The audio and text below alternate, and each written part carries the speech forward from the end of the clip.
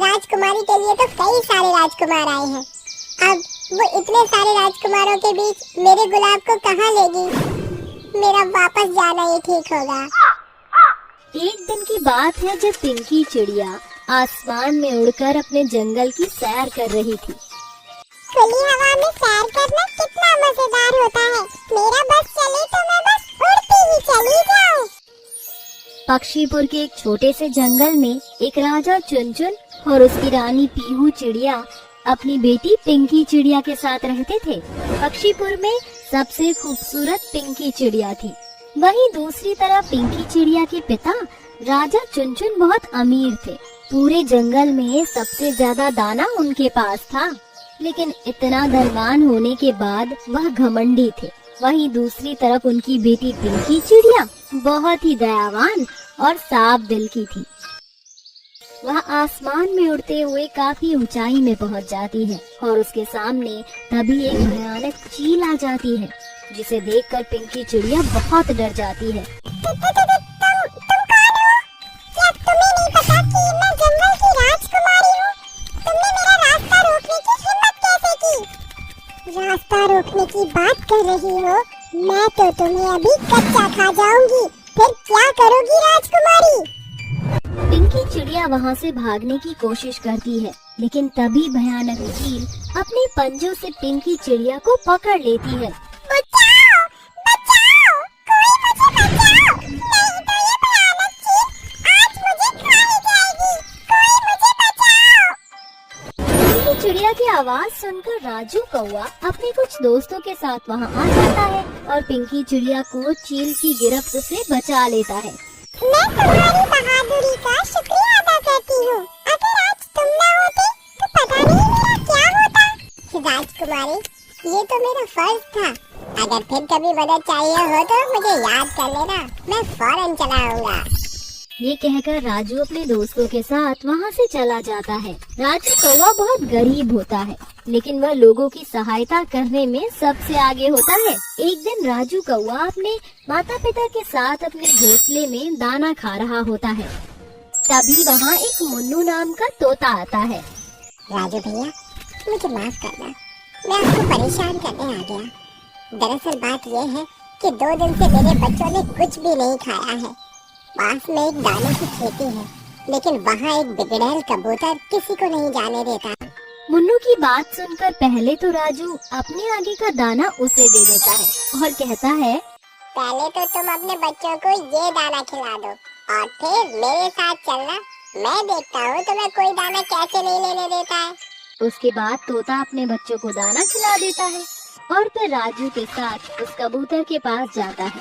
कबूतर उन्हें देखकर कहता है, तुम लोग यहाँ मुँह उठाकर क्यों आए हो? मैं तुम्हें यहाँ से एक भी दाना नहीं लेकर जाने दूंगा। कबूतर की ये बात सुनकर राजू को बहुत गुस्सा आता है और वो सीधा उसकी गर्दन पकड़कर कहता है, हम यहाँ तुम्हारी इजाजत लेने नहीं आए हैं। अगर ये दाना हमें नहीं मिलेगा तो हमारा पूरा परिवार भूखा मर जाएगा। अगर तुम्हें अपनी जिंदगी सही सलामत चाहिए तो हमारे रास्ते में मत आना। राजू कौवे का ये बर्ताव देखकर कबूतर बहुत डर जाता है। वहीं दूसरी तरफ एक डाली पर राजकुमारी पिंकी चिड़िया ये सब देख रही होती है और जब वह लोग दाना लेकर वापस अपने घोंसले में जाते हैं तो वह भी उनका पीछा करते हुए उनके पास पहुंच जाती है। तभी राजू कौवा मुन्नू तोते से कहता है, आज के बाद तुम्हारे बच्चे कभी भी भूखे नहीं सोएंगे। कभी कोई भी परेशानी हो तो मुझे याद कर लेना, मैं हमेशा तुम्हारी मदद करूँगा। राजू का ये बर्ताव पक्षियों के साथ देख राजकुमारी पिंकी चिड़िया अपने मन ही मन सोचती है, अरे ये राजू कौवा गरीब जरूर है, लेकिन इसका दिल तो समुंदर के जितना बड़ा है और दयालु भी है। राजकुमारी पिंकी चिड़िया मन ही मन राजू कौवे को पसंद करने लगती है। एक दिन पिंकी चिड़िया गरीबों को दाना बांटने के लिए दाने की टोकरी उठाकर ले जा रही होती है, लेकिन वह इतनी भारी होती है कि उससे उठाई नहीं जाती। तभी वहाँ राजू कौवा आता है। राजकुमारी, क्या मैं तुम्हारी कोई मदद कर सकता हूँ? राजकुमारी पिंकी चिड़िया उसे दाने की टोकरी दे देती है, जिसके बाद राजकुमारी उसके साथ मिलकर गरीब पक्षियों को दाने बांटती है। राजू, तुम बहुत अच्छे हो और पक्षियों की मदद भी करते आपकी थोड़ी सी मदद करूं? आपने बहुत अच्छा सोचा राजकुमारी। उस दिन के बाद से दोनों एक दूसरे के बहुत अच्छे दोस्त बन जाते हैं। और एक दिन राजा चुनचुन अपनी रानी पीहू से कहता है, रानी पीहू, हमारी बिटिया बहुत बड़ी हो गई है। अब मुझे उसकी शादी की चिंता होती है। कल रोज डे है। मैंने सोचा है कि कल रोज डे पर पक्षीपुर के सभी अमीरों को बुला लो। जिसे बिटिया पसंद करेगी हम उससे अपनी बिटिया की शादी करवा देंगे। राजा जी, आपने तो मेरे मुंह की बात छीन ली। मैं भी काफी दिनों से बिटिया की शादी को लेकर सोच रही थी। ये बात रानी पीहू राजकुमारी पिंकी चिड़िया को बता देती है, जिसके बाद पिंकी चिड़िया तैयार तो हो जाती है, लेकिन उसके मन में कहीं न कहीं राजू कौवे के बारे में ही चल रहा होता है। अगले दिन सुबह प्रपोज डे पर पक्षीपुर के सभी पक्षी राजकुमारी पिंकी चिड़िया को प्रपोज करने आ जाते हैं। सभी उसे गुलाब का फूल दे रहे होते हैं। वहीं दूसरी तरफ राजू कौवा अपना गुलाब का फूल लिए एक पेड़ की टहनी पर छुपकर राजकुमारी पिंकी चिड़िया को देख रहा होता है। राजकुमारी के लिए तो कई सारे राजकुमार आए हैं। अब वो इतने सारे राजकुमारों के बीच मेरे गुलाब को कहाँ लेगी? मेरा वापस जाना ही ठीक होगा। राजू कौवा वहाँ से उड़कर जा रहा होता है। इतने में पिंकी चिड़िया की नजर उस पर चली जाती है और वह सभी को छोड़कर राजू के पीछे पीछे चली जाती है। राजू, रुक जाओ राजू, कहाँ जा रही हो? मुझे तुमसे बात करनी है।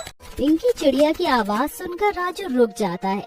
तभी पिंकी चिड़िया कहती है, ये फूल तुम किसके लिए लेकर आए थे? पिंकी चिड़िया के सवाल से राजू थोड़ा घबरा जाता है, लेकिन हिम्मत जुटाकर वह उससे कहता है, ये फूल मैं तुम्हारे लिए लेकर आया था, लेकिन अफसोस मैं तुम्हारे लायक नहीं हूँ।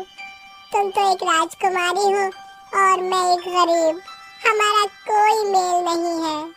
पिंकी चिड़िया की आंखों में आंसू आ जाते हैं और वह राजू का फूल ले लेती है और उससे कहती है, तुमने ऐसा सोचा भी कैसे? मैं तुमसे कितना प्यार करती हूँ और इस दिन का तो मैं इंतजार कर रही थी। आज अगर तुम नहीं आते तो पता नहीं मेरा क्या होता। पिंकी चिड़िया की बात सुनकर राजू को ये समझने में देर नहीं लगती कि पिंकी चिड़िया भी उसे बहुत प्यार करती है। वह उसे गले से लगा लेता है। उसके बाद वह दोनों पिंकी चिड़िया के माता पिता के पास जाते हैं और कहते हैं, पिताजी, मैं राजू को बहुत प्यार करती हूँ और इसी से शादी करना चाहती हूँ। अरे बिटिया, तुम्हारा दिमाग तो खराब नहीं हो गया? इस फकीर से तुम शादी करोगी? हम राजा हैं। अगर तुम इससे शादी करोगी तो हमारी क्या इज्जत रह जाएगी? बिटिया, तूने तो कोई कसर नहीं छोड़ी हमारी इज्जत खराब करने में। अरे तुझे पूरे पक्षीपुर में ये काला कौवा ही पसंद आया? माँ, आप ही कैसी बात कर रही हो? आप जानती हो ना कि मैं राजू से कितना प्यार करती हूँ। मैं उसके खिलाफ एक शब्द भी नहीं सुन सकती। राजा रानी, मैं आप दोनों की बहुत इज्जत करता हूँ और चाहता तो मैं राजकुमारी को यहाँ से लेकर भाग भी सकता था, लेकिन मैंने ऐसा कोई गलत कदम नहीं उठाया। मैंने सोचा आपकी मंजूरी हमारे लिए बहुत जरूरी है। मान जाओ ना पिताजी, राजू के बिना नहीं रह सकती। मैं उसे बहुत प्यार करती हूँ। पिंकी चिड़िया रोते हुए अपने माता पिता के पैरों में गिर जाती है, जिसे देख चुनचुन और पीहू दोनों का दिल पिघल जाता है। जिसके बाद वह अपनी बिटिया पिंकी को गले से लगाकर कहते हैं, मुझे माफ कर दो बेटियों। अपने घमंड में मैंने अपनी बिटिया के बारे में तो सोचा ही नहीं कि मेरी बिटिया क्या चाहती है। मुझे माफ कर दो बेटी। एक माँ होकर मैंने कभी ये नहीं पूछा कि मेरी बिटिया किससे प्यार करती है। अब तुम जिससे भी बोलोगी हम तुम्हारी उसी से शादी करवा देंगे।